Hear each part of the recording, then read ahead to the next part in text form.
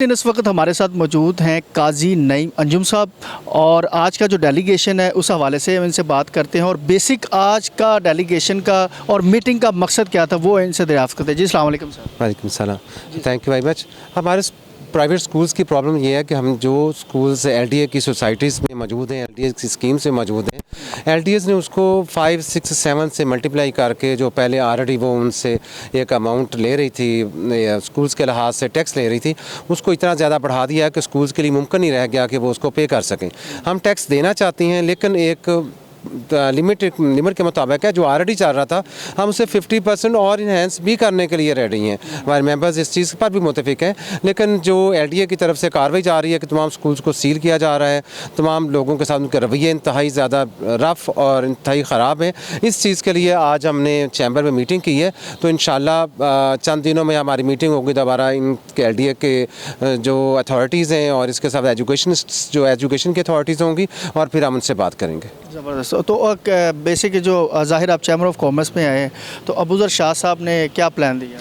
अबूज़र शाह साहब ने हमारी बड़ी सपोर्ट की और उनका वाकई एक बड़ी परेशानी की बात है आपके लिए, और इंशाल्लाह विद इन फ्यू डेज़ हम इस प्रॉब्लम को अथॉरिटीज़ के सामने रखेंगे और इसे सॉल्व करेंगे इंशाल्लाह ताला। आज की जो मीटिंग्स है और ख़ास तौर पर स्कूल्स के जो बिग मसले हैं वो क्या है और क्या चाहते हैं, ये बेसिक चाहते क्या हैं? जी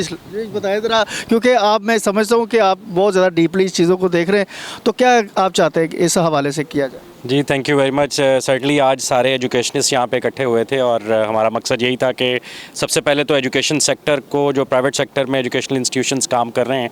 उनको रिकग्निशन मिले कि हम लोग वाकई कंट्रीब्यूट जो कर रहे हैं एक सोसाइटी में, और जो एक सोशल इम्पैक्ट है प्राइवेट इंस्टीट्यूशंस का, इवन जो ह्यूमन काउंट के एतबार से हमारा ये मौक़िफ़ है कि उसको रिकग्नाइज़ किया जाए। आज हमारी ये चैम्बर ऑफ कॉमर्स में प्रेसिडेंट के साथ एक बड़ी ज़बरदस्त मीटिंग हुई जिसमें कि ना सिर्फ उन्होंने और पूरे चैम्बर ने इसको रिकग्नाइज़ किया है, इस सेक्टर को, इसकी सर्विसेज को। इसके साथ साथ जो एक बर्निंग इशू है, जैसे कि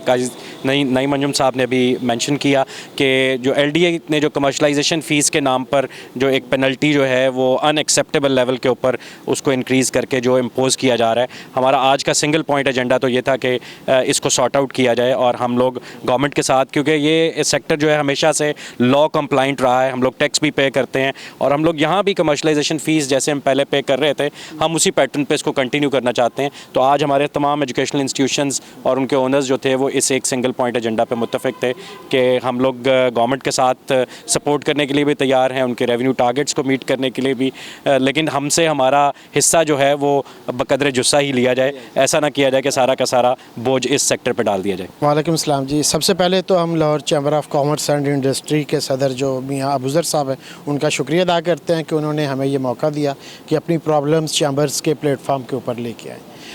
जिस तरह आप जानते हैं कि पंजाब में तकरीबन 60% बच्चे जो हैं वो प्राइवेट सेक्टर में पढ़ रहे हैं और 40% बच्चे जो है वो गवर्नमेंट पंजाब पढ़ा रही है।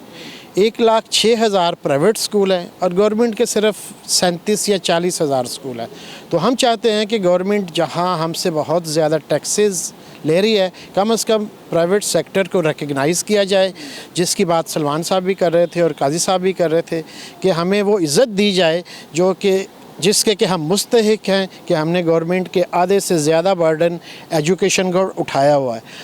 ऑलरेडी गवर्नमेंट भी जानती है कि वज़ीर-ए-आज़म पाकिस्तान ने तालीमी एमरजेंसी लगाई है, हमारी वज़ीर मैडम मरीम नवाज़ शरीफ ने भी तालीमी एमरजेंसी लगाई है, लेकिन अगर इनके ये रवैये जारी रहेंगे तो जो पहले 1.25 लाख 1.5 करोड़ बच्चा स्कूल से बाहर है, अगर इसी तरह स्कूल सील करने शुरू कर देंगे तो इसमें 1.5 करोड़ में इजाफ़ा होगा, ये कम नहीं होंगे।